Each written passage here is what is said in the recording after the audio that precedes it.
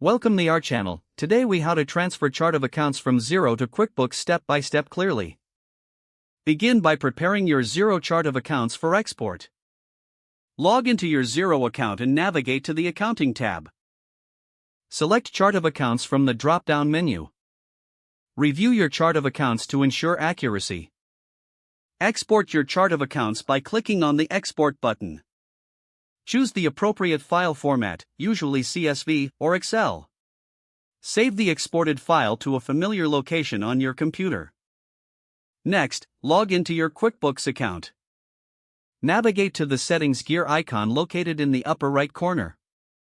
Under your company, select Import Data followed by Chart of Accounts. Click Browse and locate the CSV or Excel file you previously exported. Map the fields from your Xero file to the corresponding fields in QuickBooks.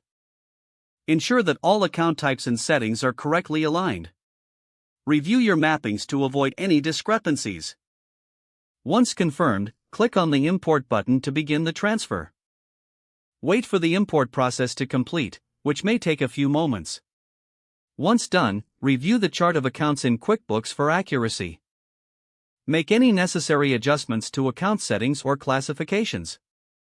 You have successfully transferred your chart of accounts from Xero to QuickBooks. If the page does not load, refresh the browser or try again in a private or incognito window. Make sure you are using the correct email address, then retype it carefully to avoid small typos. If your password is not accepted, use the reset option and create a new strong password you can remember. Check your spam folder for verification or security emails, then complete any requested confirmation steps. Enable two-factor authentication if available to improve account security and reduce unauthorized access risk.